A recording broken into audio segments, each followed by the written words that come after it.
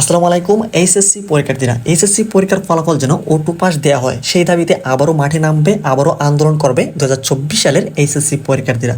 তো এইচএসসি পরীক্ষার্থীরা তোমরা কিন্তু ভালো করে জানো, তোমাদের এইচএসসি পরীক্ষার ফলাফলটা শিক্ষা বোর্ড প্রথম দিকেই অটো পাসের সিদ্ধান্তটা কিন্তু গ্রহণ করছিল। তো সেই দাবি অনুসারে তোমাদের ফলাফলটা দিতে চাইছিল, কিন্তু তোমরা যখনই জানতে পারলে তোমাদের এইচএসসি পরীক্ষার ফলাফলটা অটো পাসে দেওয়া হবে, সেই ক্ষেত্রে একদল তোমাদের মধ্যে শিক্ষার্থী রয়েছে, তোমরা একটা বিষয়টি বুঝতে পেরেছো যে অটো পাসের যে ফলাফলটা আসবে সেটার কোনো রকমভাবে একটু ভ্যালুটা কমে যাবে।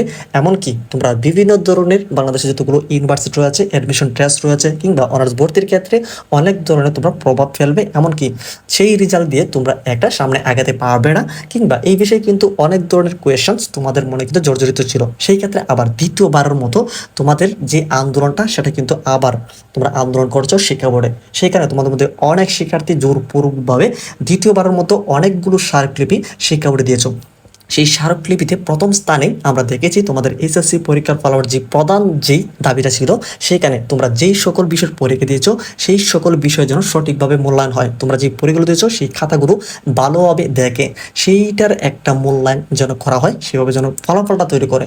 সেইখানে কিন্তু সেই দাবিটা তোমরা সেই স্মারকলিপিতে প্রথম স্থানে রেখেছো। এমনকি তোমাদের মধ্যে অনেক শিক্ষার্থী অনেকগুলো দাবি এখানে রেখেছে। তারপরে আমরা যে বিষয়ের দাবি দেখেছি, তোমাদের যে বিষয়ের পরীক্ষা হয় নাই সেই বাতিলকৃত পরীক্ষার যেন সঠিক মূল্যায়ন হয় সাবজেক্ট ম্যাপিংয়ে। তোমাদের এসএসসি, জেএসসি কিংবা অন্য কোনো মাধ্যম থেকে তোমাদের ফলাফল নিয়ে যেন তোমাদের এইচএসসি পরীক্ষার ফলাফলটা তৈরি করা হয়, সেভাবে কিন্তু তোমরা অনেকে দাবি রেখেছো। এছাড়া তোমরা অনেকে আবার চাইছিলে অটো পাসের দাবি, আবার অন্য কোনো মাধ্যম থেকে যেন একটা নতুনভাবে যেন তোমাদের ফলাফলটা তৈরি করা হয়। এইখানে অনেকগুলো দাবি কিন্তু তোমরা রেখেছিলে। এইখানে তোমাদের একের পরে এক স্মারকলিপি কিন্তু শিক্ষা বোর্ডে যেতে থাকে। তোমাদের কাছ থেকে এই দাবিগুলো বারবার শিক্ষা বোর্ডের কাছে পৌঁছানোর পরে, স্মারকলিপি যাওয়ার পরে কিন্তু তারা একটা সঠিক সিদ্ধান্তে কিন্তু আসতে পারে নাই। কারণ হচ্ছে তোমাদের এই সিদ্ধান্তটা গ্রহণ করার সাথে সাথে কিন্তু তোমরা অনেকেই অনেক জায়গা থেকে তোমরা বিভিন্ন আকারে বিভিন্ন মাধ্যমে স্মারকলিপি পাঠিয়ে যাচ্ছ। তার কারণেই মূলত তোমাদের এইচএসসি পরীক্ষা আসলে কোন পর্যায়ে হবে, কিভাবে হবে, সেই সিদ্ধান্তটা নিতে কিন্তু এতদিন সময় লেগেছে শিক্ষা বোর্ডের। এই সকল বিষয়ের জন্য আমরা বলবো তোমরা কিন্তু এখানে দায়ী রয়েছ। কারণ হচ্ছে বিভিন্ন সময় বিভিন্ন প্রস্তাবনা কিন্তু তোমরা প্রকাশ করেছিল। এই সকল দাবিগুলোর আলোকে কিন্তু তোমাদের এইচএসসি পরীক্ষার ফলাফলটা কীভাবে হবে সেই বিষয়ে কিন্তু যেই প্রস্তাবনাটা তৈরি করতে এতদিন সময় লেগেছে। কারণ হচ্ছে তোমাদের সকলের দাবি কিন্তু এখানে জড়িত রয়েছে। আর সেটাই মূলত যখন তোমাদের এই সকল দাবিগুলো নিয়ে, তোমাদের এই দাবিগুলোকে সাথে নিয়ে একটা প্রস্তাবনা তৈরি করেছে, তোমাদের এইচএসসি পরীক্ষার ফলাফলটা জেএসসি থেকে 25%, এমনকি এসএসসি থেকে 75% নিয়ে, এমনকি এখানে আরও সুযোগ সুবিধা দিয়ে তোমাদের ফলাফলটা তৈরি করবে। সেই জায়গাতে এখন তোমরা কিন্তু আবার আন্দোলন নামবে যেন তোমাদের এইচএসসি পরীক্ষার ফলাফলটা অটো পাস দেওয়া হয়।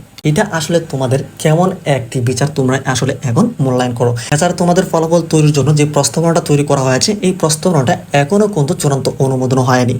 তো সেই জায়গা থেকে এখন তোমরা কোনো রকম আন্দোলনে নামতে পারো না। কারণ হচ্ছে এটা চূড়ান্ত এখনো অবধি হয়নি, জাস্ট শুধুমাত্র শিক্ষা মন্ত্রণালয় পাঠানো হয়েছে এই প্রস্তাবনাটা ঠিকঠাক রয়েছে কিনা। কারণ হচ্ছে তোমাদের সকলের যে দাবিগুলো রয়েছে এই সকল দাবিগুলোর উপরেই কিন্তু সেই প্রস্তাবনাটা তৈরি করা হয়েছে। তো এই প্রস্তাবনাতে যদি কোনো ধরনের কোনো কিছু ইনফরমেশন মিসিং থাকে, যদি কোনো কিছু অ্যাড করার প্রয়োজন হয় কিংবা কোনো কিছু বিয়োজন করার প্রয়োজন হয়, সেক্ষেত্রে কিন্তু শিক্ষা মন্ত্রণালয় এই পুরো বিষয়ে কিন্তু দায়িত্ব নিয়ে করে দিবে।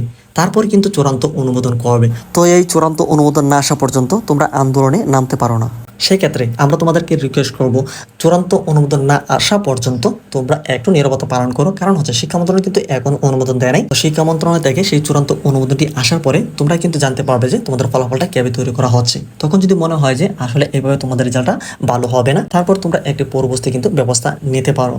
তো এখন তোমরা যদি এখন আন্দোলন করো, কারণ হচ্ছে তোমাদের যে দাবিগুলো ছিল সেই দাবিগুলোর উপরেই কিন্তু, সেই দাবিগুলোর প্রেক্ষিতে কিন্তু তোমাদের এইচএসসি পরীক্ষার ফলাফলটা কোন পর্যায়ে হবে সেই বিষয়ে কিন্তু প্রস্তাবনা করা হয়েছে। এইখানে যদি দেখা গেছে এখন যদি এই পুরো বিষয়টা তোমরা কিন্তু করো, তাহলে কিন্তু তোমাদের এখানে ফল্ট রয়েছে। তো পরবর্তী আপডেট আমরা তোমাদেরকে জানিয়ে দেবো তোমাদের কোন উপায়ে এইচএসসি পরীক্ষার ফলাফলটা তৈরি করা হচ্ছে সেই বিষয়ের জন্য অবশ্যই চ্যানেলটিকে সাবস্ক্রাইব করে রাখো।